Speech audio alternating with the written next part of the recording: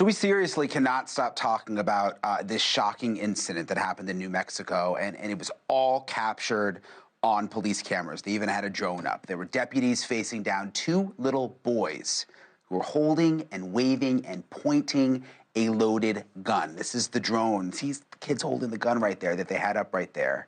A lot of you can't talk about it either. The video went viral over the weekend after Ashleigh played the whole frightening video Friday. The two brothers in New Mexico, the younger one is just 7 years old, and his big brother, who you see there, is 9 years old. They're in their Minecraft and their Star Wars T-shirts, passing the loaded gun between them. Very tense, very dangerous situation, hard for the police. They didn't know where the boys got the gun or what they were doing with it. They just wanted the kids to drop it before they hurt themselves or someone else. Listen to this. He's not going to shoot you, babe. Put it down. Okay, he's going to put it down now. He's facing it down. Now you put the gun down. Okay? Come on. Let's listen, okay, babe? We don't want to hurt you, honey. The sooner you put that down, the sooner we can take you home. We can go see your mom. This isn't a game no more. We're not playing a game right now. This is serious. Speaking with 254. I need you to put that down. You got to think what was going through those cops' minds. They didn't want to have to shoot those little kids. After a few minutes, the boys not complying and still waving the gun around. It was loaded. Deputies made the choice to end the standoff by firing a non-lethal crowd control beanbag. They fired it very close to the kids to startle them. Take a look. 40, 40, 40. Drop it! Drop it! Drop it, Sean! Load another one. Drop it now. Drop it, both of you. I don't even have the gun. I don't have the gun. Get over here.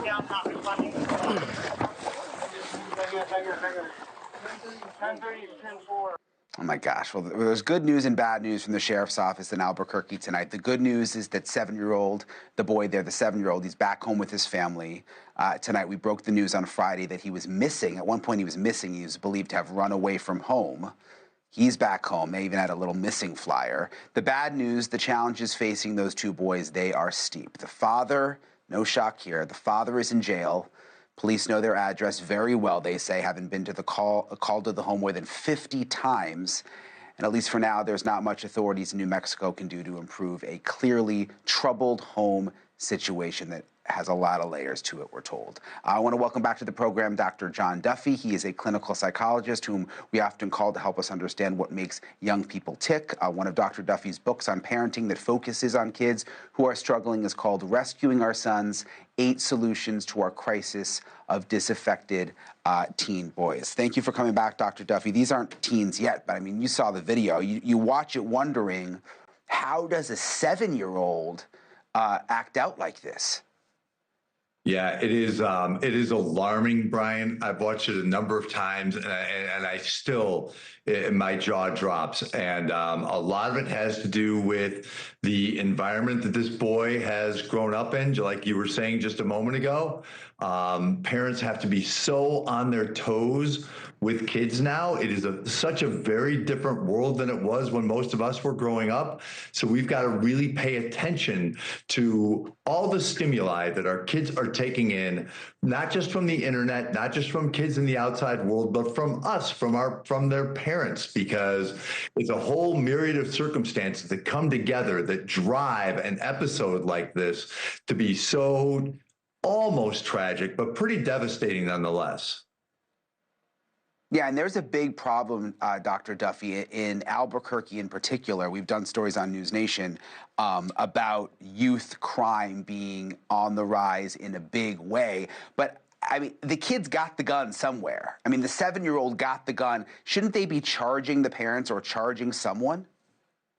In my opinion, absolutely. You know, I think parents have to be on top of health and safety of their kids and the people around their kids first and foremost. So the idea of ignoring this, especially in Albuquerque, I've seen a number of the stories on NewsNation and across the nation where, you know, the gun violence it continues to be rampant among younger and younger kids, mostly boys. We've got to stay on top of that issue.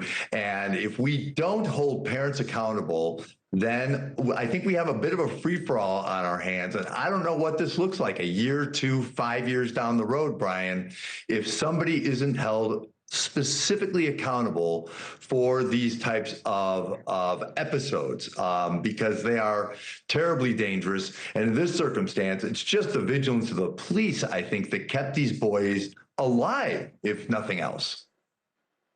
Yeah, and I was just thinking to myself, I mean, if they were adults, and we've seen this happen before, if you're an adult and you're waving a loaded gun around, you're probably going to get shot by the cops.